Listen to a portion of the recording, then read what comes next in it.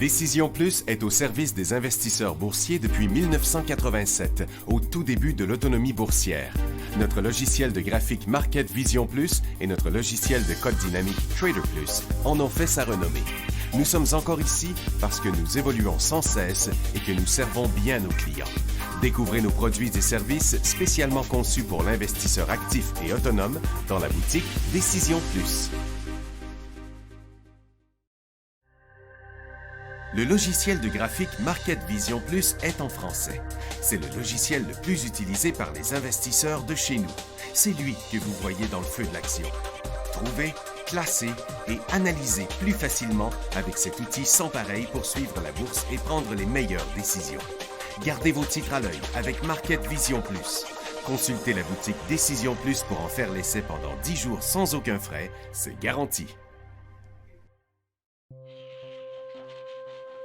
Laissez-nous vous guider pour analyser la bourse et prendre vos décisions. Les analystes de Guru.tv feront tout le travail pour vous. De minute en minute, nous classons les titres selon leur situation technique. Nous révélons les signaux d'achat et de vente. Nous publions des recherches poussées et nous prodiguons des conseils en temps réel. Ça commence avant l'ouverture et ça se poursuit jusqu'à la fermeture des bourses.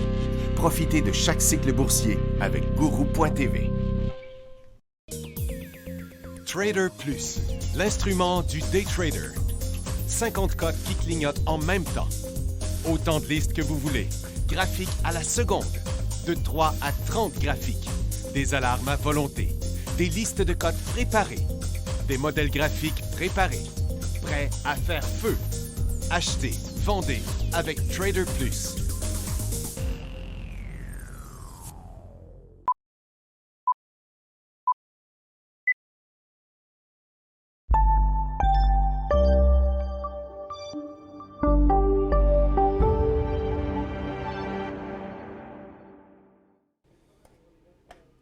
Bonjour, bienvenue dans l'émission du Feu de l'action du mercredi 28 octobre.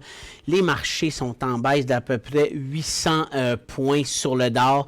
Et justement, là, entre les dernières émissions, on est revenu tester le bas complètement sur tous les indices. Donc, ce que j'ai dit juste avant la fin de l'émission sur Guru.tv, c'est que ça commençait par contre à être difficile de penser à ouvrir des FNB baissiers. Là. Ce matin, il y a eu des points d'entrée intéressants. Là. Le meilleur, c'est vraiment à 9h54. Puis, honnêtement, je pense que rendu ici, on devrait au moins prendre un profit. Je pense qu'il y a quelques FNB baissiers qui peuvent être intéressants à conserver. En fin de compte, on va juste tout effacer ces lignes-là. À conserver en swing trading. Tu sais, exemple, là, oh, là, ça va juste se fermer, désolé. Donc, on va revenir sur QQQ. Tu sais, si on l'a vendu à découvert ce matin, je pense qu'on peut se permettre, moi, de prendre un petit profit si on est autour du 4% ou dans ces coins-là. Là. Tu sais, je dis souvent une 5 et 10 sur des titres, là, mais je pense que sur un FNB, à partir de 4, ça commence à devenir quand même pas si pire. Et je crois que le marché peut continuer à baisser encore aujourd'hui. Et jusqu'à, moi je dirais vendredi, j'aurais tendance à vendre mes positions que je conserverais là. Puis aussi, j'aimerais vraiment mieux sécuriser la position pour la garder les prochains jours. Donc, la baisse des marchés de 840 points en ce moment là s'explique par principalement, c'est l'inquiétude des marchés face à la hausse des nombres de cas de COVID aux États-Unis. Nouveau record vendredi, samedi de cas, à peu près à 80 000. C'est une hausse importante de 21% du nombre de cas quand on prend la moyenne mobile 7 jours par rapport à l'autre moyenne mobile 7 jours. C'est là que ça montre qu'on n'est vraiment pas dans la bonne direction. En fin de compte, là, c'est simple. C'est comme si on regardait ce graphique-là ici. Puis là, on avait eu un pic, une stabilisation. On était retourné faire un pic ici. On rebaisse, puis là, on est rendu à refaire un pic ici. Et aussi le nombre d'hospitalisations qui augmente de plus de 5% dans les 36 États sur 52. Donc, ça veut dire que c'est genre 70% où ça l'augmente beaucoup. Je pense aussi que le marché s'inquiète, c'est de voir tout ce qui arrive aussi en Europe. Là, on sait qu'en Europe, c'est la catastrophe totale, la deuxième vague. L'Espagne, en fin de semaine, a annoncé des mesures de confinement assez sévères. Je pense que pour les 6 prochains mois, il y a un couvre-feu, il n'y a pas de sortie le week-end. En France, on se posait d'annoncer de resserrer la vis, puis on s'approche d'un confinement national complet. En Italie aussi, ça va moins bien. En Allemagne, on n'entend pas trop. Au UK, c'est un peu la même chose. Il y avait déjà annoncé des mesures de confinement. Je pense que le marché s'inquiète que ce qu'on voit en Europe, c'est ce qui va arriver aux États-Unis dans les prochaines semaines. Ça, c'est une chose que le marché a un peu peur. Donc, ça nuit à la reprise économique. La deuxième chose, c'est le suspense par rapport à l'élection américaine. Je me suis retrouvé jeudi dernier à écouter le débat au complet. Honnêtement, là, même au Canada et au Québec, j'écoute pas ça, des débats. Je trouve que c'est archi plate. Le premier débat, je ne l'ai pas regardé du tout aux États-Unis, mais j'ai été curieux de regarder le débat de jeudi dernier. C'était ça, je pense que c'était jeudi dernier. Bon, premièrement, là, le fait que il avait averti qu'il allait couper les micros des deux. S'il commençait à jacasser trop, ça l'a fait qu'on a eu quand même, honnêtement, c'était un débat qui a été intéressant. Puis dans mes amis, on s'est retrouvés, je pense que c'était quand on s'est parlé le jeudi ou le vendredi, là, on était quand même une couple à avoir écouté le débat américain. Alors, je pense que le marché aussi, ce qu'il n'aime pas, c'est l'incertitude. Puis en ce moment, l'incertitude, je pense pas que c'est à savoir si c'est Donald ou Biden qui va gagner. Là. Honnêtement, bon, je me croise les doigts, là, mais dans mes amis, on n'est pas tous d'accord, mais j'ai offert à tous mes amis de parier 100$ que Joe Biden allait rentrer. Ça, c'est moi. Puis il n'y a personne qui veut prendre le pari de l'autre bord, mais ils pensent tous que Donald Trump va rentrer. Alors, on verra ce qui va arriver. Ça va être vraiment plus serré que tout ce que les sondages nous disent là, de ce côté-là. Donc, je pense que le marché a un peu plus peur de savoir qu'est-ce qui va arriver après. Alors, c'est pour ça que je pense que cette semaine, c'est comme si là, bien, on est à moins d'une semaine des élections. Alors, ça commence à... Alors, le marché s'inquiète. Il y a la COVID, il y a ci. Alors, ce qu'on a vu aujourd'hui, là, c'est la même chose que lundi, là. On voit les gros joueurs, les institutions vendre leurs titres fortement. On voit le dollar américain augmenter, ce qu'on n'avait pas vu depuis quand même longtemps.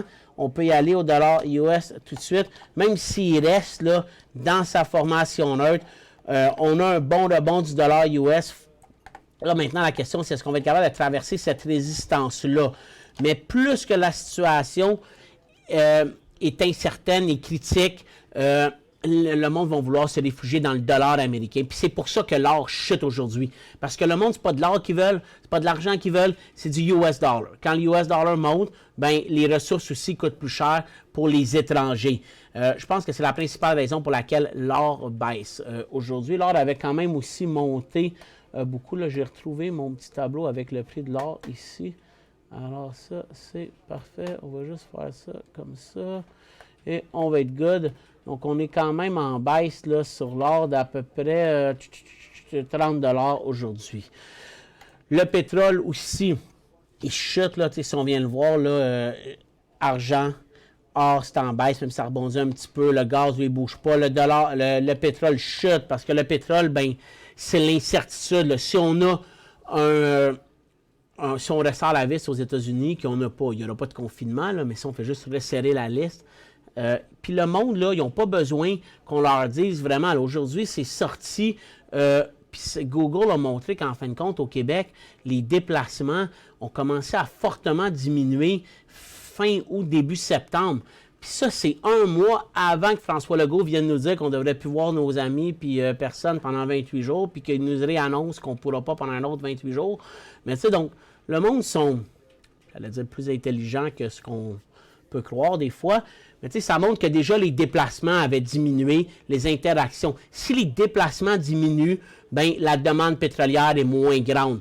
Ce qu'on voit aujourd'hui aussi, c'est les titres des transporteurs, encore aériens et autres, qui baissent. Donc, ça, c'est la principale raison de la chute, la COVID, puis l'incertitude face aux élections, à savoir quel scénario qu'on va avoir. Il y avait un article intéressant sur CNBC aujourd'hui qui montrait les 3 scénarios les plus probables qu'on puisse avoir, puis qu'est-ce qui pourrait avoir comme impact, surtout par rapport au package là, qu'on veut que le gouvernement américain il signe.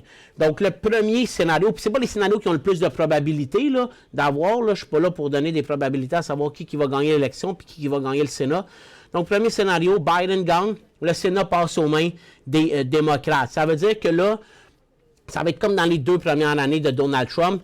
Le président, la Chambre puis le Sénat va tout être démocrate. Ça va donner quoi? Ça va donner un package qui va être plus près des 3 milliards, ce que les démocrates ils veulent depuis le début. Un package qui pourrait être signé rapidement, d'après moi. Là, la question du rapide, ici, c'est peut-être rapidement en janvier, quand Biden va vraiment rentrer en place. Mais d'ici entre novembre puis janvier, honnêtement, je ne le sais pas. Qu'est-ce qui peut arriver ou pas? Je ne suis pas un expert de politique américaine. Mais au moins, avec les démocrates des deux côtés, ils vont pouvoir signer des packages. Mais je pense que ça va quand même avec Donald Trump qui va avoir le veto là-dessus. Alors, on verra ce qui va arriver. Mais si on a un plus gros package signé plus rapidement, ça devrait aider à la confiance de la reprise économique. Donc, on devrait voir les titres cycliques pouvoir rebondir. La meilleure façon de faire un gros package aussi, c'est d'augmenter les dépenses en infrastructure, ce qui va créer des emplois, ce qui va aussi augmenter la demande pour les matériaux. C'est la façon la plus rapide pour un gouvernement de lancer un plan de relance des infrastructures. Donc, scénario 1. Scénario 2, c'est qu'on a une victoire de Biden, mais le Sénat reste républicain. Là, honnêtement, excusez-moi, là, mais ça va à peu près... ça va être le bordel, puis ça va être comme les dernières, comme les 2 dernières années de Barack Obama, où il n'y a rien qui passait parce que le Sénat a tout le temps le dernier mot. Alors là, on va probablement avoir un package, mais plus petit que le package sur lequel on travaille en ce moment, d'environ 2,2 milliards. Là. En ce moment, 2,2 trilliards. Là. En ce moment, le package, c'est 2,2 trilliards. Parce que même si les démocrates, en ce moment, puis la Maison-Blanche entendaient sur un package de 2,2 trilliards, je ne suis pas sûr que les républicains au Sénat l'accepteraient, ce package-là, même si Donald l'accepte. Alors, je pense que dans ce scénario-là, le package va être probablement plus près des 1,5 à 1 trilliard, parce que les sénateurs républicains vont être capables de contrôler un peu plus le débat de ce côté-là. Et l'autre scénario, ça serait que Trump remporte puis que le Sénat reste républicain. Là, en ce moment, ça va être le statu quo. Je pense que là aussi, ça pourrait être compliqué parce que les démocrates vont quand même avoir la Chambre. Donc, les républicains vont avoir besoin des démocrates. Je pense que ça va staller comme ça stalle en ce moment. C'est juste que Donald, il va être plus confiant pour les 4 prochaines années. L'autre scénario qu'il n'évoquait pas, parce que je ne sais pas s'il peut exister, mais ça serait que Trump gagne, mais que le Sénat passe démocrate. Je pense que c'est pratiquement impossible parce que si le vote sort pour Trump, il va sûrement sortir pour les républicains. Mais probablement que ça serait un autre méga bordel parce que les 2 chambres seraient contrôlées par des démocrates, mais le président, il faut qu'il signe toutes ces lois-là, ces packages-là, puis là, peut-être qu'il voudrait juste faire sa tête de cochon, puis rien signer. Alors, ça, je pense que c'est les 3 scénarios sur lesquels on travaille. Le plus positif, c'est que ça devient bleu partout, parce que là, l'argent va swinguer un peu comme elle swing au Canada. Puis ça, mais ça va être bon pour la bourse, parce que les taux d'intérêt vont rester bas, il va y avoir plein d'argent, donc ça va être facile pour les gros joueurs d'emprunter, d'investir ça dans le marché. Puis plus que tu mets d'argent, plus que ta relance économique va se faire rapidement. Aujourd'hui, il y avait quelques gros résultats financiers, puis il y en avait aussi quelques gros encore cette semaine. Hier soir, il y avait Microsoft. On va aller voir aussi ce qu'il y a, là, je suis curieux. Mais Microsoft a eu, regarde là, on est en train de rebondir sur nos marchés. Le SPY aussi. Donc, tu sais, si vous avez des FNB baissiers, vous avez pris un profit, vous pouvez décider de les laisser aller. Si vous n'aviez pas pris de profit, peut-être que là, ça vaut la peine d'en prendre un, peut-être même de fermer la position, dépendamment de comment vous voyez ça. Parce que si on regarde, lundi, chute de 700 points. Hier, le marché, il a fait quoi hier, le marché? On a fini par perdre à peu près 200 points. Aujourd'hui, on perd 750 points en ce moment, on est allé à 800. Des fois, ça devient dur de savoir jusqu'où on peut aller à la baisse. Puis quand on regardait, là, si on revient à nos indices, pour moi, on peut se rendre jusqu'à peu près 264 sur Nasdaq, ce qui veut dire un 10 points. Un 10 points, c'est à peu près 3%, et quart. Sur le Dow, on est déjà au petit support. C'est à peu près 26 000 là, le prochain, peut-être même un petit peu plus haut, 26 300. Donc, très peu de potentiel sur le Dow. Aujourd'hui, sur le Dow, les titres industriels étaient quand même pas si pire que ça. Boeing, c'était pas si pire. 3M, Honeywell, ils ont tout ouvert en baisse puis rebonté quand on les a regardés avec les clients ce matin. Le SPY, on peut se rendre à 320. Donc, on a à peu près encore un 10 points. 3% de baisse qu'on peut faire sur les FNB. Bien, ici, on peut se rendre à peu près à 9. Mais pour le moment, c'est stable. Alors là, ce n'est pas le moment d'ouvrir des positions à la baisse. À la hausse, si le rebond continue, ça pourrait être intéressant, mais uniquement day trading. Là. Si on veut jouer du UPRO, uniquement day trading. Là. Si j'avais vendu à découvert ce matin SPXU, puis que ça restait dans le bas ici, je pourrais être un peu plus confiant de le garder pour les prochains jours, mais je ne garderai jamais du UPRO ce soir. Je pense que le marché a plus de chances d'avoir de la volatilité à la baisse qu'à la hausse en ce moment. TSX, on a brisé déjà notre support. Ça veut dire que notre prochain support pourrait être ici ou à peu près ici. Donc, aux alentours des 15 100 d'après moi. IWM, c'est un qui peut être les plus intéressants, aussi beaucoup de potentiel. On peut se rendre jusqu'à 145, on est à 154. Alors ici, on parle à peu près 6,5% sur IWM. C'est-à-dire que sur TZA, on parle qu'on peut aller chercher un 15%. On est bien stable, donc on surveillerait là, fin d'après-midi ou demain, un nouveau décrochage vers les 153. Croissance, bon, c'est une grosse baisse. TX60, on chute depuis quelques jours. Même chose avec le 40.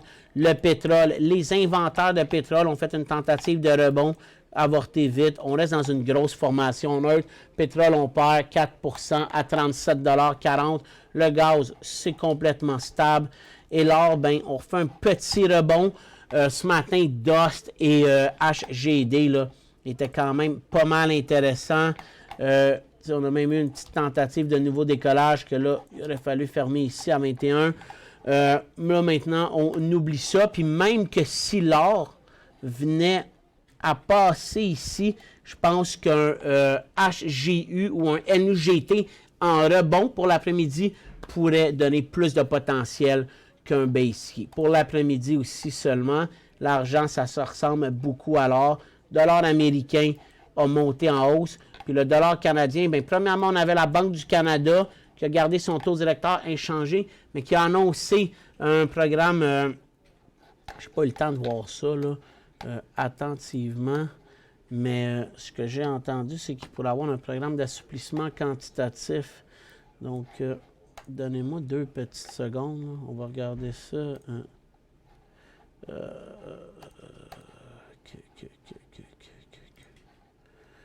Puis on va juste aller regarder qu'est-ce qu'il disait. On va essayer de regarder ça un petit peu plus tard, mais je ne le vois pas là. Donc, c'est pour ça que le dollar canadien baissait. Après ça, à 10 heures, il a redonné un autre coup à la baisse. On pourrait se rendre jusqu'à environ 73,5 $. Mais le mouvement du dollar canadien est principalement dû au dollar US. C'est ce qu'il faut voir. Le dollar US, tant qu'il reste dans son range, là, ça ne devrait pas être trop dommageable pour les ressources et pour le dollar canadien. Après ça, l'euro baisse, puis les autres ne sont pas super importants. Dans nos secteurs, là, tout est rendu baissier en ce moment. Donc, industrie qui chutait depuis quelques jours, puis les autres secteurs, là, santé, il est resté neutre, ça rebondit, peut-être un peu du pot, mais matériaux est baissier, or est baissier, services aux collectivités. Là, énergie est en train de rebondir, puis énergie rebondit beaucoup plus fort que le pétrole, surtout au Canada. On peut aller voir peut-être quelques titres.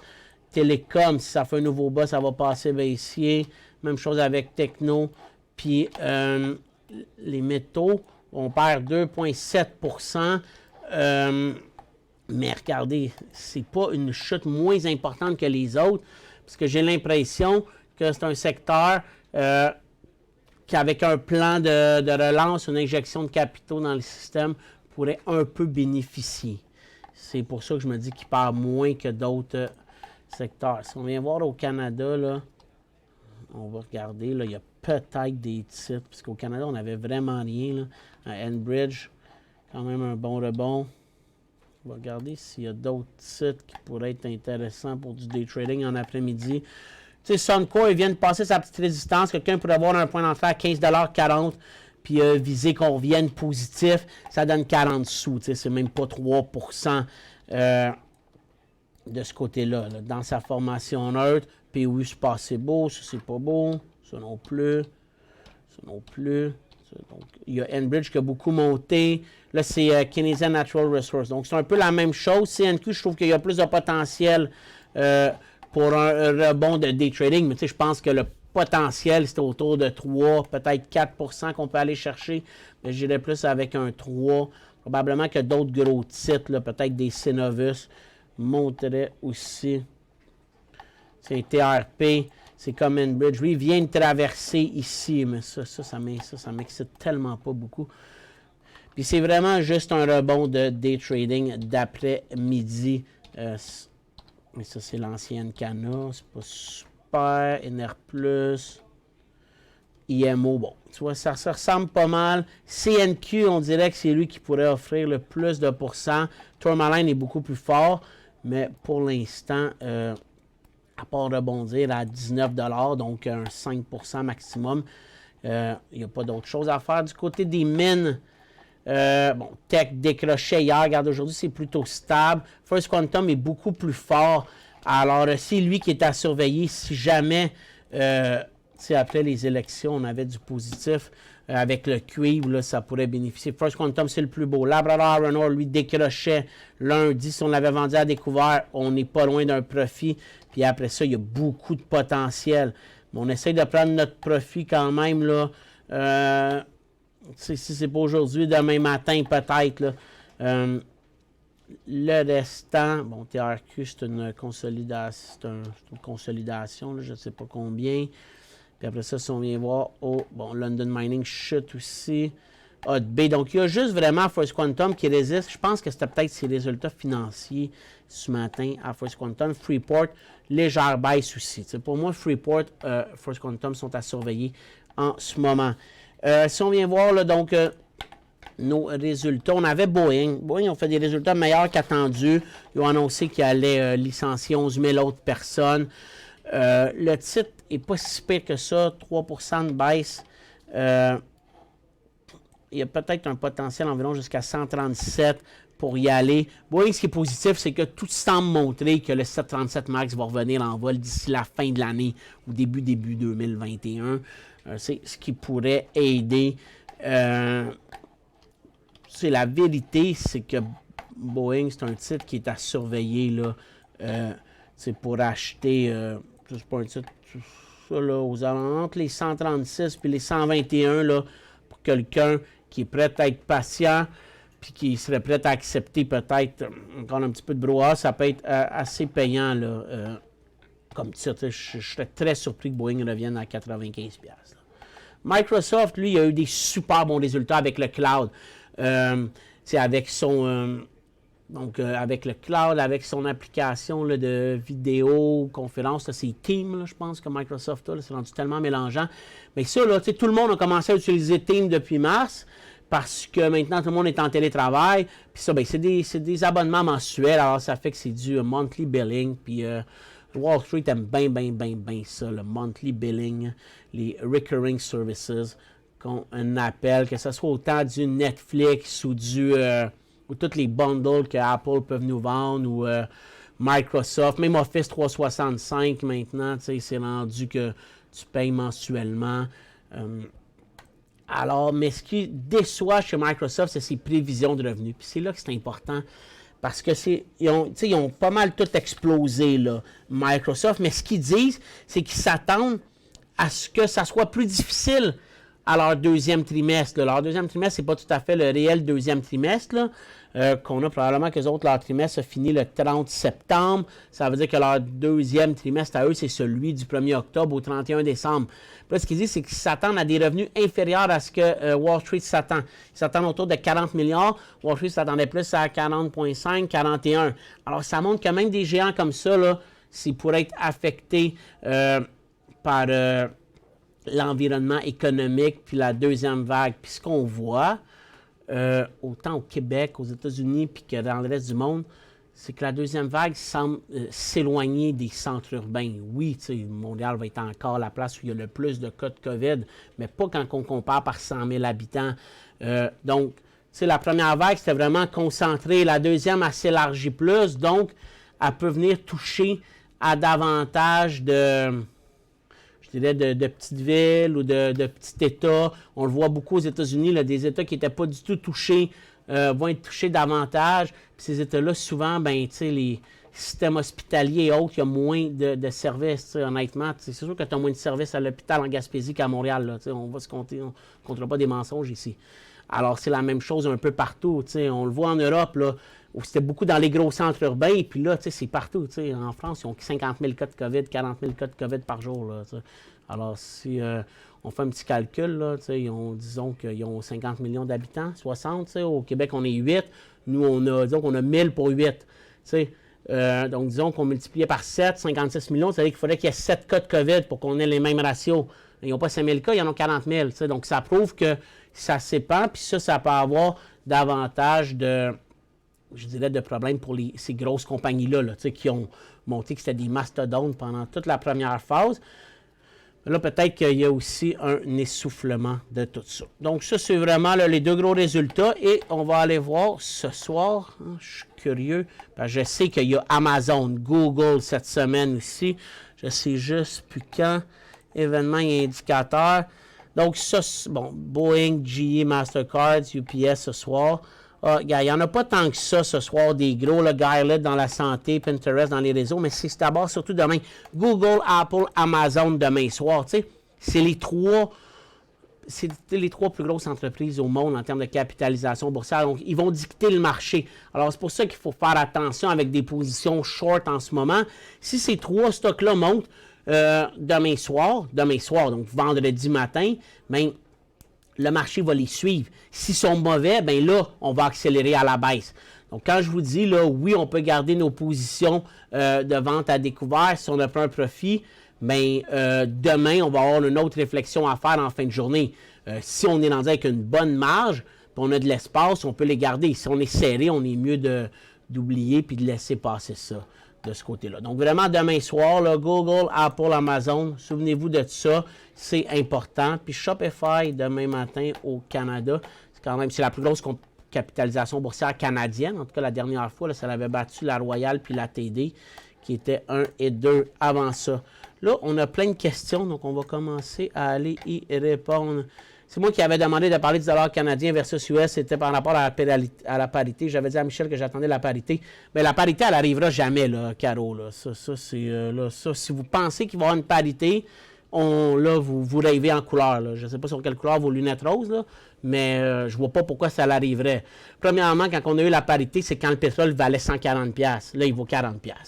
Deuxièmement, plus que le monde va aller mal, moins que le Canada va bien aller à cause de toutes ses ressources puis de tout ce qu'on a comme environnement. Ça reste que l'économie canadienne, là, elle a besoin de l'Alberta, elle a besoin des ressources du nord du Québec, puis ces choses-là, là, on n'est pas une économie uniquement de savoir et de technologie. Il y a zéro chance que ça peut aller à parité de ce côté-là. Puis comme je disais aussi là, dans l'émission, donc vous m'avez probablement aussi entendu, puis je pense que vous êtes cliente de Guru.tv, mais tu sais, c'est changer des dollars canadiens ou américains ou des choses comme ça. Moi, je trouve que c'est changer 4,30 sous pour une pièce. À moins que vous ayez des millions de dollars, il n'y a pas une grande différence. Moi, ce que j'ai, tu sais, donc, je pense pas que ça va arriver la parité. Ça, état financier ce soir de First Quantum. Non, on n'achète pas avant les résultats financiers. Il se maintient, mais ça ne veut rien dire pour demain. Puis est-ce qu'on achèterait demain s'il décollait? Déjà, s'il décollait demain à 15, je serais plus confiant d'acheter, puis il pourrait se rendre à 16,5, mais on recommande très rarement là, d'acheter des titres avant ou après les résultats financiers. Acheter 1000BEP.UN. Oh, là, excusez, je ne suis pas à la bonne place. Bon, ça, c'est dans les services aux collectivités. Ça fait partie des secteurs qui se tiennent bien, mais il y a pas, on n'achète pas ça. Honnêtement, là, vous l'avez acheté à 64$, je garde encore, mais dois-je en vendre la moitié ou attendre? Bon, mais vous l'avez acheté ici, ça veut dire. C'est un super bon achat. Moi, je vous dirais, à 75, on y va. On prend un profit. S'il tombe à 68, peut-être que vous pourriez vendre au complet, mais dans sa formation, on dirait que j'attendrais. Ce pas des titres qui bougent beaucoup. Donc, moi, j'aurais tendance à soit prendre un profit plus haut ou soit tout vendre un peu plus bas. En attendant, ça serait le statu quo. Bien, vous allez m'avoir toute la semaine prochaine parce que Michel est en vacances et moi, je vais être ici. Puis après ça, bien, on va être ensemble jusqu'à vendredi prochain. Bien là, je pense que j'ai répondu à tout ça pendant le début de l'émission. Alors, je vais vous le dire sur le SPY seulement encore. Le SPY, c'est 320. Donc, on a un décrochage. Je pense que 320, c'est fort possible. Si on brise les 320, là, ça pourrait être un peu plus compliqué parce qu'on avait tellement V-shape rapidement. Là. Ça pourrait être aux alentours peut-être des 300 environ, de 320 à 300, 304. Mais commençons par passer à se rendre à ce petit creux-là. C'est la même chose ici, on était presque rendu. Puis sur Nasdaq, c'est à peu près 264. Ah, excusez-moi. On fait des erreurs des fois. Donc, c'est 50 états, 36 sur 50. Salut, Maj, j'ai déjà tradé UVXY. Est-il bon pour un N maintenant? Non. On n'a pas un bon N quand le marché perd 700 points. Il y avait un bon N sur UVXY ce matin à 9h55 quand on a fait des nouveaux bas. Ici, 9h54. C'était là le N à 21,50. Puis on faisait à peu près 5%. Puis il y avait un out ici, un out ici. Par contre, si demain on repart, il peut y avoir un autre in. Puis on ne veut pas acheter UVXY non plus en fin de journée en espérant que ça aille dans la bonne direction parce que ça peut descendre aussi vite que ça monte. Ce qui inquiète aux États-Unis, c'est un résultat serré qui créerait de l'incertitude avec un refus du perdant de céder la victoire. Tu sais, c'est sûr que c'est. De toute façon, là. Premièrement, ça va être tout le temps serré. C'est sûr que les républicains, ils vont demander des recomptages dans à peu près tous les États où c'est serré. Puis là, quand tu commences à redemander des recomptages manuels, là, c'est que... Alors, peut-être que le 3 novembre au soir, on n'en aura pas de gagnant. Ou en tout cas, ça va être un gagnant avec de l'incertitude. Mais bon, je pense qu'on va avoir une bonne idée de c'est qui. Après ça, il va y avoir des guéguerres. Mais de toute façon, Biden ne prend pas le pouvoir avant la mi-janvier, avant genre le 21 janvier. Puis j'ai un peu de difficulté à savoir comment ça se passe entre le 3 novembre et le 21 janvier. Tu sais, je me souviens même plus tout à fait comment ça s'était passé entre Barack et Trump. Tu sais, je sais que c'était pas l'amour fou entre les deux, mais tu sais, je sais pas c'est quoi les décisions que le nouveau président peut faire dans ce 2 mois et demi-là qui est flottant. Alors, ils auront 2 mois et demi pour régler c'est qui le vrai vainqueur. Salut Max, acheter HGD à 8,14 $. Tu vois, ça, c'était un bon point. Il n'y avait aucun problème ici. Bon, je vous dirais que si on se rend à 8 et 14, on abandonne, puis on n'aura pas le trade. Puis si on vient à 8 et 32, vous allez faire en bas de 3%. Donc, pour l'instant, c'est le premier point de profit raisonnable, là. C'est ça sent 3 puis 5%, mais au moins 3% sans les frais de transaction. Ce qui veut dire que c'est sûr que ça va être en haut de 8,30. Il faudrait qu'il fasse un nouveau haut. Ça veut dire qu'il faudrait que le marché rechute. Puis regardez, le marché est encore en train de redonner un autre petit coup. Vous voyez, je pense que maintenant où on se parle, ça pourrait être un point d'entrée sur UPRO, sur un nouveau haut.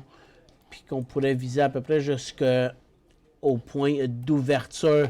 Puis à ce moment-là, j'ai plus l'impression que vous allez vendre vos HGD à votre prix payé. Moi, je vous mettrais là moi, je viendrais tout de suite dans mon compte de courtage, je mettrais une vente à 8 et 16 sur ce titre-là. S'il ne se rend pas à 3h30, vous évaluerez si vous le gardez ou pas. Là. Mais là, avec comment que le marché semble vouloir rebondir, il faudrait qu'il y aurait plus de chances qu'HGD redonne un petit coup à la baisse. ZEB, bon, ZEB, là, ça, c'est les fonds BMO. Je les connais pas. Equal Bank, OK, ça, c'est les banques pondérées égales. Moi, je vous dirais 23,50, 23,5 pour un point d'entrée sur ZEB à la baisse. Moi, c'est ce que je dirais parce que c'est un peu ce que vous dites. Un achat 23,50, on est pas mal au même prix, donc je suis d'accord, Jack. Secteur bancaire a-t-il atteint son creux? Bon, mais là, on vient d'y répondre. Alors, la question, ça serait pour moi non. ben, il est pas loin ici, mais c'est comme les Sun Life puis les Manulife sont un peu plus forts. Parce que côté de NA, on va aller voir NA. Tu sais, NA, moi, je pense que son creux, c'est à 60 que ça peut se rendre. NA, 60 $. Lundi matin, j'avais un signal de vente à découvert sur la bourse américaine. Là, on plonge parce que les gros traders ont besoin d'argent pour se couvrir. Non, je penserais pas. Je penserais pas. Non. Honnêtement, là, non. Oui, il y avait un signal de baisse, là. La principale raison pourquoi l'or baisse, c'est parce que la bourse baisse et que les traders, ils veulent pas d'or. Ce qu'ils veulent, c'est du dollar US, des obligations. T'sais, ce qu'ils veulent, c'est des choses beaucoup plus sécures. Puis l'or, c'est un hedge contre l'inflation. L'inflation, il n'y en aura pas hein, pour un bon bout parce que les taux restent au plancher. Donc, si les taux sont au plancher, c'est bien rare que l'inflation va monter. Même que toute la dernière période, depuis la dernière crise financière, on n'a jamais été capable d'aller chercher l'inflation en haut de 2%, ce que les banques centrales veulent. Alors, moins il y a d'inflation, moins c'est intéressant d'avoir de l'or. Moi, je pense que c'est ça. Les gros traders, là, ils ont un claquement de doigts, là, puis ils ont de l'argent qui leur atteint. Puis un gros trader, pour moi, c'est un hedge fund. Là, c'est une banque, c'est le trading floor d'une banque. Là, ils n'ont pas vraiment besoin. Puis c'est probablement ces gros traders-là qui étaient positionnés à la baisse puis qui ont fait chuter le marché lundi. T'sais. Alors, je pense pas qu'ils vendent de l'or pour se couvrir. Je pense pas. Je peux me tromper. DLR. Ça, je sais pas c'est quoi. Ah, ben ça, c'est le dollar canadien. Quand acheter DLR, ben, regarde, moi, je pense pas que ça vaut la peine d'acheter ça. S'il n'y a pas d'argent à faire là-dedans, que ce soit DLR ou FXC ou UUP, tu sais, si vous voulez transiger le Forex, il faut ouvrir un compte de Forex, puis jouer ça avec l'effet de levier, puis les pips, puis ces choses-là. Puis là, je suis vraiment pas un expert. Mais tu sais, disons, même si c'était 100 000 $ là, que vous jouez, là, au pire, vous allez faire 2%, même, j'ai bien de la misère à voir l'argent seulement qu'on peut faire en jouant le Forex avec ces titres-là. Le débat sur les plans de stimulus US est surtout où l'argent se dépense. C'est pas seulement le montant. Dommage pour vos convictions, mais Trump a de bonnes chances. C'est facile comme choix contre Biden. Complètement gaga. Quand je vois... Clairement, je suis d'accord que Trump a des chances. Puis comme je vous dis, je pense que ça va être beaucoup plus serré que tout ce que les sondages nous montrent en ce moment. On est d'accord là-dessus, mais il y a d'autres choses. Oui, ils ne s'entendent pas sur où on dépense l'argent, mais ils ne s'entendent pas sur les montants aussi. Là. La vérité, là, c'est que les républicains du Sénat, ils ne veulent rien savoir d'un plan à 2 milliards. Là. Eux autres, 1,5 milliard, on leur tranchait la gorge. T'sais. La Maison-Blanche veut 2,1, puis elle serait prête à aller à 2,2. Mais même si la Maison-Blanche s'entend, puis là, la Maison-Blanche, elle aurait accepté aussi où les démocrates, ils veulent qu'on mette de l'argent dans le testing, puis le traçage, puis ces choses-là. Puis là, la Maison-Blanche aurait accepté dimanche ou lundi, mais on n'est pas capable de le confirmer, là, le bon vieux classique. Mais vous avez raison. Vous avez raison. Mais c'est pour ça que...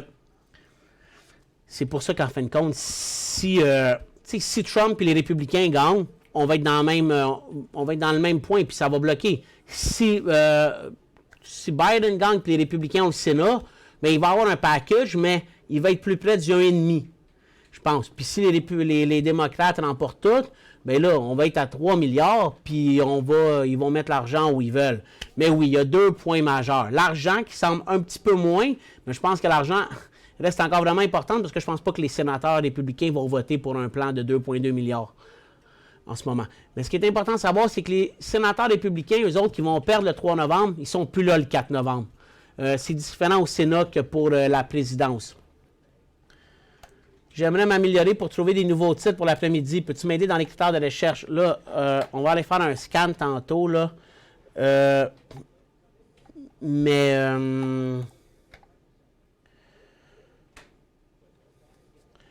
Oui, je lisais d'autres questions, là, juste par la suite. Regarde, on va aller les voir. Honnêtement, là, dans les titres qu'on avait ce matin, là, je vais passer les FNB baissiers.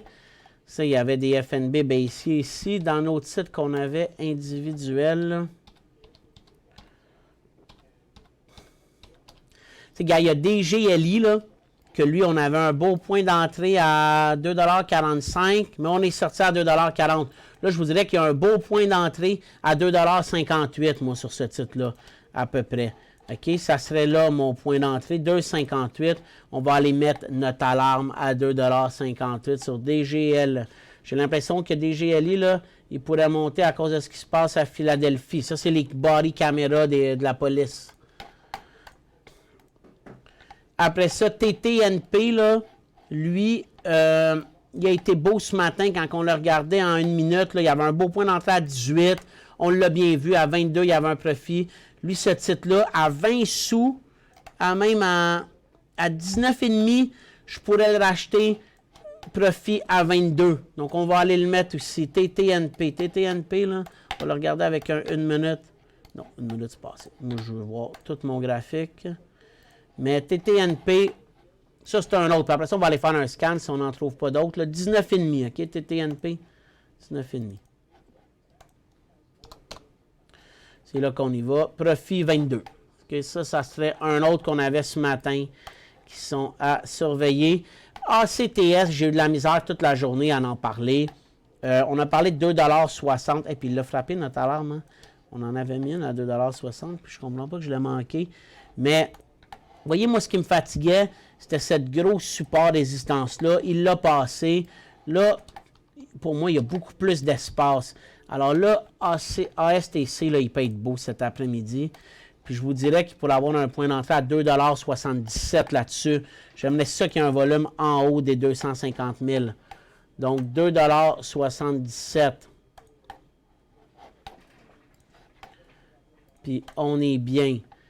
SRRK, lui, il donne un petit point d'entrée, mais il est tellement monté hier que j'ai bien de la misère à vous dire qu'on devrait y aller. Puis ITP sur Amex, puis regardez, là, il est en train de passer.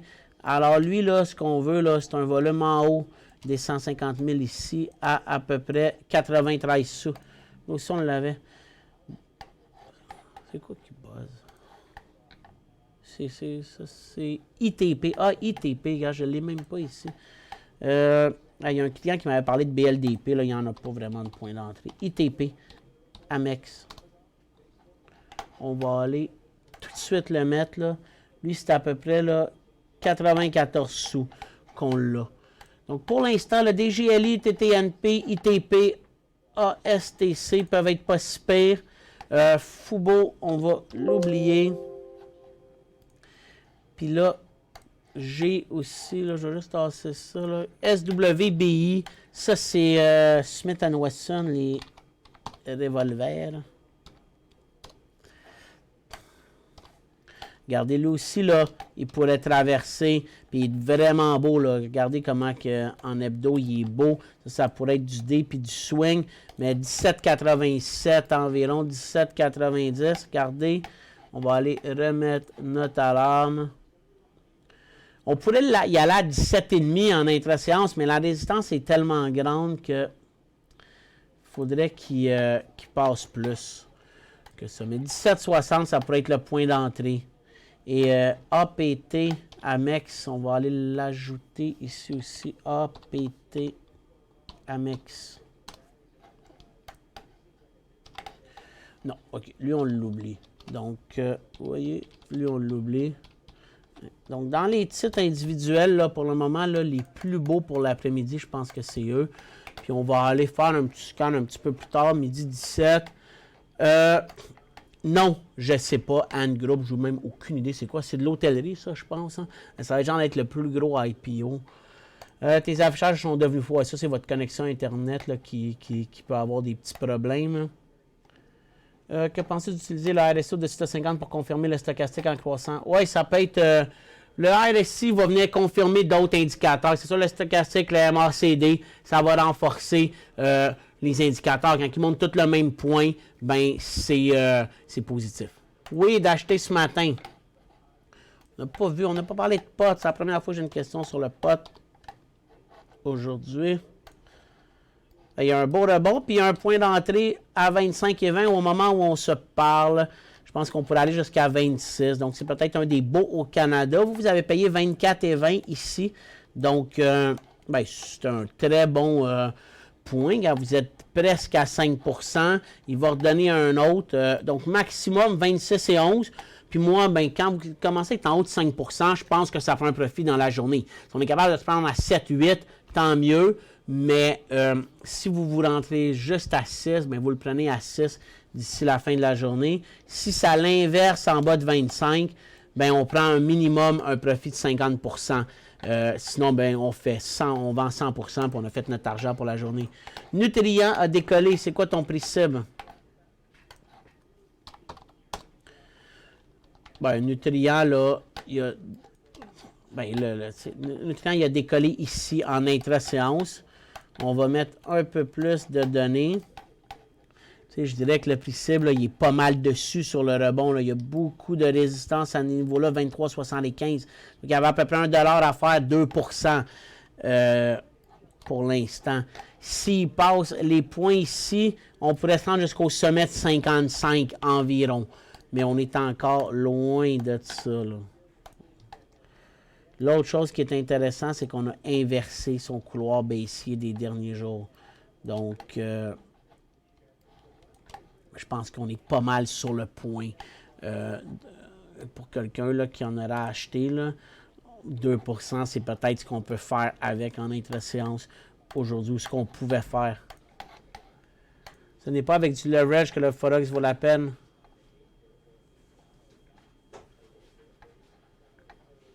C'est ça que j'ai dit, je pense. Ça prend des comptes de Forex que tu utilises l'effet de levier, là. Sinon, tu ne peux pas faire d'argent avec ça. Ouais, trilliard, pas milliard, c'est bien possible que je me suis trompé. Enbridge, on l'a vu tantôt, hein, gros rebond. Ces titres-là, là, dans le pétrole, sont tellement battus. Mais Enbridge pourrait continuer son rebond. Moi, j'ai ces titres-là, là, comme ça, là. En intra-séance, peut-être que ça valait la peine. Mais regardez, 36,80 à 37,5, c'est 70 sous, c'est 2 %. Je trouve que c'est pas beaucoup dans un titre qui est dans un couloir baissier, dans un marché qui est en baisse. Je trouve que c'est courir après le trouble, moi, ces choses-là. C'est pas facile quand le marché perd 600 points à l'ouverture. Tu sais, comme je dis souvent, on est toujours mieux quand on ouvre à 200 puis qu'on dégringole. Là, on est passé de 600 à 850. C'est à peu près ça qu'on a fait comme mouvement. Donc, 1 % de baisse. AUVI, point d'entrée. Je ne sais pas ce qu'il fait, ce titre-là. Le point d'entrée sera à 8,50 $ en intra-séance. Puis là, on viserait quelque chose entre 9 et 10 pour un profit. Mais vers les 8,50 $, c'est là qu'on aurait dans l'ameublement. C'est tout ce que je sais. Il est 12h20, je vais prendre une petite pause. Puis on va revenir, on va faire un scan pour voir s'il y aurait d'autres titres qui pourraient être intéressants. Puis après ça, on va pas mal achever. Envoyez-moi vos dernières questions aussi, si j'en ai. Je vais continuer l'émission jusqu'à temps qu'ils soient toutes répondues. Là, je vois mal, je vais vous envoyer une pub.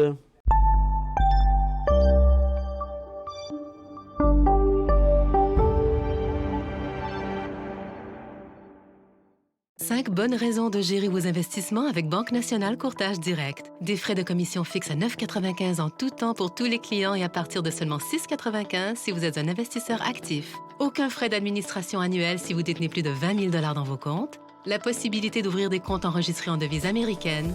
Des outils performants afin de faciliter vos prises de décision. Un service à la clientèle primé et un niveau de satisfaction parmi les plus élevés de l'industrie. Pour en savoir plus, visitez le bncd.ca ou appelez-nous dès maintenant. Laissez-nous vous guider pour analyser la bourse et prendre vos décisions. Les analystes de Guru.tv feront tout le travail pour vous. De minute en minute, nous classons les titres selon leur situation technique. Nous révélons les signaux d'achat et de vente. Nous publions des recherches poussées et nous prodiguons des conseils en temps réel. Ça commence avant l'ouverture et ça se poursuit jusqu'à la fermeture des bourses. Profitez de chaque cycle boursier avec Guru.tv.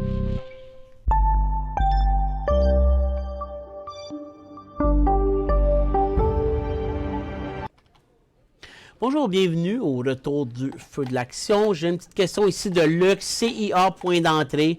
Bon, on m'a dit que ce matin, c'était les résultats financiers de Champion. Honnêtement, c'est le seul qui est en hausse. On a passé la liste tantôt, puis c'est de la grosse baisse dans l'acier. Le point d'entrée sur champion est encore à 3,15. C'est le même point qu'on a déjà parlé. 3,15 $, pas avant ça. Pourquoi oui de monter de 2% puis que le CGC de 1%? Parce que le dollar canadien plante. Alors, ils ne peuvent pas monter du même pourcent. Ça voudrait dire qu'il y a un débalancement. C'est pour ça que des fois, on ne voit pas le même pourcentage de variation dans une journée entre Canada et US parce qu'il y a une variation du taux de change. C'est juste pour ça, de ce côté-là. Salut Max, le point d'entrée pour OCO croissance. OCO croissance. Regardez, c'est un autre beau titre. C'est un titre qu'on ne peut pas du tout regarder en intra-séance. Comme je dis souvent, moi, mon critère, c'est minimum 100 de transactions quand je fais des scans sur croissance. Puis même qu'il faut aller à du 2, 3, 400 pour que ça soit beau. Mais en swing trading, ce titre-là, ça va être aux alentours des 1,34. Il est dans les ressources. Je ne sais pas c'est quoi qu'il fait, mais on voit qu'il va super bien depuis 2020. Lui, le COVID, il ne savait pas que ça existait. Non, mais honnêtement, depuis avril, il va très bien. Un beau point d'entrée ici, un deuxième ici. On voit que les points d'entrée marchent quand même. Là. Lui, bon, ça a pris du temps, mais il n'est jamais vraiment revenu au point où tu perdrais. Donc, 1,33, 1,34, on sortirait à 1,20 $. C'est quand même 10%, 15 sous. Tout qu'un beau travail. Ça fait longtemps que je n'avais pas vu. Puis vous regardez en direct. Merci. Ton avis sur le Bitcoin et le fonds QBTC? Je sais que je vous entends en parler là, souvent de ce temps-ci. Je connais rien sur le Bitcoin, à part que ça vaut 13 400 en ce moment, dollars US. C'est quand même élevé. Rendement de 90% depuis le dernier. Tu parles du prix du Bitcoin. Je ne sais pas ce qui fait QBTC, honnêtement. Est-ce que c'est juste le Bitcoin ou c'est un panier par rapport à toutes les crypto-monnaies? Par contre, ce que j'ai vu, ça c'est du côté plus... moi, c'est Wealthsimple qui gère mon argent. Là.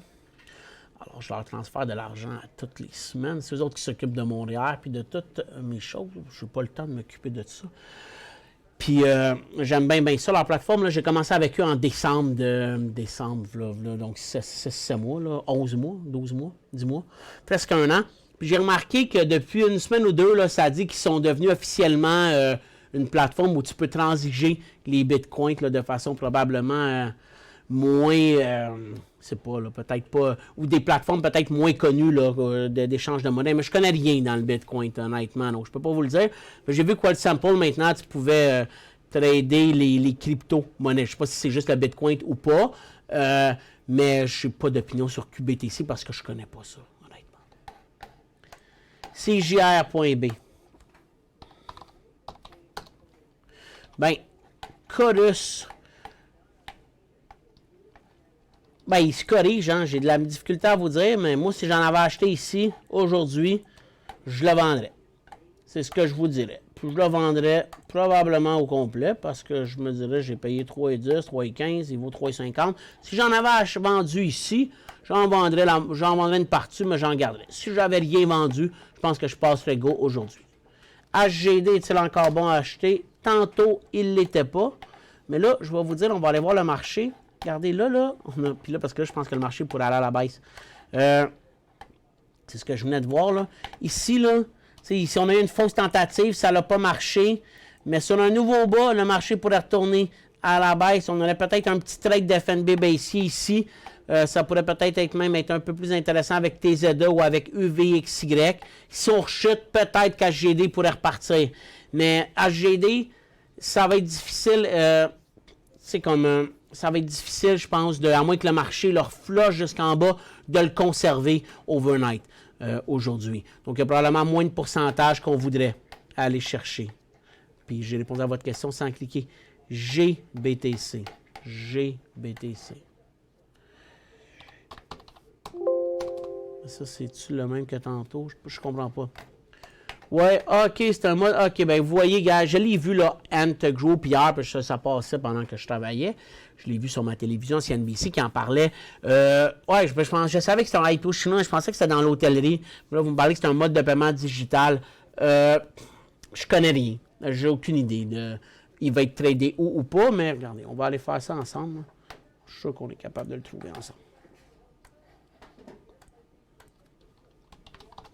moi, c'est comme ça que je ferais. Ant Group, IPO.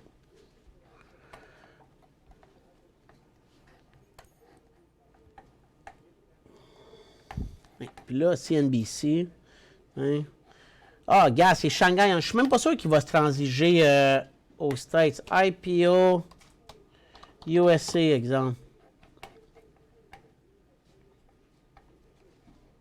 Ah, regarde, ça c'était hier. On va aller voir ça.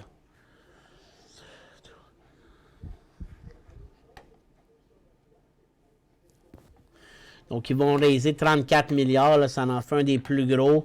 Puis, je pense qu'il va être coté aux États. En tout cas, c'est Goldman Sachs, Wells Fargo qui s'en occupe.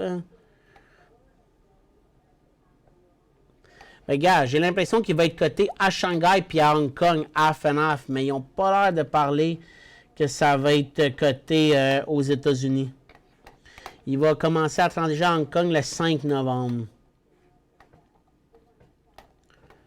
Ah, oui, ça, c'est... Ouais. Donc, je pense pas que ça va être coté aux États-Unis, Ant Group. Donc, je pense que vous allez avoir beaucoup de difficultés à en acheter. GBTC. Ben, GBTC, ça n'existait pas. GBTC. Oh, je peux pas vous aider. Ouais, j'ai compris que c'est le fonds de Bitcoin. Puis, Ant Group, c'est ça. C'est juste en Asie. Merci. Donc, regarde, on va faire un scan sur Nasdaq, parce que je vous l'ai dit qu'on allait le faire. Donc, moi, je scanne dernier plus grand que la fermeture en pourcent. Puis, max 30, volume 200 000, ça devrait être bon. Mais on va enlever les I et les S. Comme ça, ceux qui sont intéressants, on va pouvoir les puncher. Ça, il y avait une nouvelle là-dessus, MGN. Il se fait acquérir par Viridian Thérapeutique. TTNP, ben lui, on en a parlé tantôt. On dirait qu'il va plus décrocher. AUVI aussi, on en a parlé. Regardez, il a planté ASTC, donc il n'ira pas. Ça, c'est dur. Ça, c'est juste des petits rebonds, là. Mais regardez, on en cherche un à 6,87 jusqu'à 7,50. Peut-être un 5%. Je dirais plus d'à peu près 6,95 à 7,20 à peu près sur un titre comme celui-là.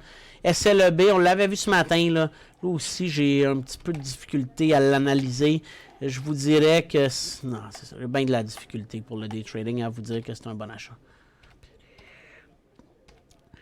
Puis regarde, notre DGLY, il est ici. Là. Lui avec, il n'a pas passé. Il n'a pas passé en haut à 2,60. Moi, j'aime pas ça, transiger des rebonds là, dans un gros couloir baissier. Harry, ça, il pourrait être à surveiller. Là. Lui, c'est peut-être un des beaux. Là, son chart, on va mettre ça en fin, on va mieux voir. Il a fait une deuxième poussée ici, pas pire, puis pour en faire une troisième. Ce qui est intéressant, lui, c'est que c'est quand même un élan haussier qui nous donne comme... C'est vraiment, il est sorti de sa formation-là. Ce qui n'est pas intéressant, c'est qu'il pourrait être à 10,50 ou à 11,20. C'est à peu près là. Ça, c'est ce que j'aime pas, mais il peut peut-être être à surveiller. Puis je vais vous le dire, là, à part ça, j'ai l'impression qu'on va avoir un après-midi quand même plutôt tranquille. Là. Je vois pas beaucoup de nouvelles volatilités. Alors, j'aurais pas vraiment de super titres à vous recommander, mais je pense qu'on peut toujours surveiller ITP, TTNP, DGLY s'y revient. Il va peut-être avoir quelques autres exceptions, mais là, lui, il est plus beau. Smith & Wesson, j'ai toujours de la difficulté. Le marché s'y décrochait vraiment, mais ça n'a pas l'air 100% que ça va arriver. Ant Group fait que le IPO se passe en Chine, montre la force du marché chinois. Je pense que ça montre plus que les Chinois veulent plus transiger aux États-Unis. Je pense que c'est plus comme ça qu'il faut le voir. Là. Il y a vraiment une guerre entre les deux. Trump menace plein d'affaires, alors je pense qu'ils se disent aussi bien rester chez nous. Merci, on retrouve nos émissions comme avant COVID. Ben, c'est plus parce que moi et Michel, on a des styles différents. Donc la semaine prochaine, ça va ressembler plus à ça. D'abord, content de te retrouver. On s'ennuie. Pourquoi l'or, ex, Amanga baisse autant quand les marchés baissent comme cela? Selon toi, devrons-nous attendre après le 3 novembre pour considérer prendre des positions dans le marché? Je pense qu'il peut y avoir du trading à faire d'ici au 3 novembre. Alarme, hausse. Mais pour acheter ou prendre des grosses positions. Regarde, ITP, il va 93 cents. Moi, je pense que l'or Alarme, baisse parce qu'en hausse. ce moment, je pense que le monde a peur. Puis je pense que le monde a surtout Alarme, peur hausse. que... Alarme, hausse. Je pense que le monde a surtout peur, puis c'est Alarme, pour ça qu'ils se réfugient hausse. vers le dollar américain. Je pense que c'est beaucoup plus une question de dollar américain Alarme, hausse. que d'acheter de l'or ou que l'or baisse. Là. Je pense que c'est vraiment Alarme, beaucoup plus ça. hausse. Un titre comme I Am Gold là, va baisser si le marché baisse. Barrick aussi. Alarme, Et- hausse. Excusez, peut-être que GLD, lui, il pourrait rebondir un petit peu ou rester un peu Alarme, plus fort. hausse. Je pense pas que les titres orifères vont bien performer si le marché... Alarme, hausse. si le marché se... Tu sais, à moins qu'on ait une grosse surprise, Alarme, peut-être après le 3 hausse. novembre, là, mais d'ici là, je pense que c'est surtout le dollar US qui devrait faire le fait de Alarme, valeur refuge. hausse. MTY a complété un aller-retour, 39, Alarme, 50, hausse. 49. Hey, tu sais, MTY, là, ça, c'est un titre qui... Alarme, hausse. Donc, je vais Alarme, juste essayer de comprendre hausse. ce que vous me dites. Alarme, hausse. Compléter un aller-retour, 39, 50, 49. Alarme, hausse. Son creux à court terme. Je pense que Alarme, son creux à court terme, ça va être hausse. sa tendance ici. Je pense que le plus gros danger pour MTY, Alarme, là, c'est hausse. si... je vais vous dire, ça, en Alarme, même temps, vous allez... hausse. excusez, ITP. On va l'enlever. Il a comme donné un point. Le volume était bon. Tout aurait pu être beau, puis il va pas, mais à surveiller, hein, s'il repasse à la hausse. MTY, là, tu sais, c'est là, j'ai de la misère à comprendre ce que vous voulez me dire. Là. Je pense que vous me parlez en intra-séance, là, 49, 39,5, mais tu sais, ça reste pas beaucoup. Alors, je pense que MTY, son plus gros risque, c'est que tu sais, le gouvernement serre la vis au centre d'achat parce que tous ces restaurants sont là-dedans. Alors, ça serait honnêtement la plus grande... même si... je sais pas si on peut... Comment ça marche, les restaurants dans les centres d'achat en ce moment. Disons que tu es dans... J'ai aucune idée. Ça doit être tout fermé, ça aussi. J'imagine que c'est moins intéressant de se faire aller... Mais tu sais, probablement que si tu magasines au centre d'achat, tu peux sûrement aller take-out de la bouffe, mais tu ne dois pas avoir le droit de t'asseoir. Là. Je me demande que c'est la même chose qu'un restaurant. Mais je ne sais pas quoi vous dire sur MTY. Puis je ne comprends pas votre question. Creux à court terme, pour moi, c'est 36,5 $. Ouais, désolé. On enlève tout ça et on se revoit la semaine prochaine ensemble, mercredi, dans le feu de l'action.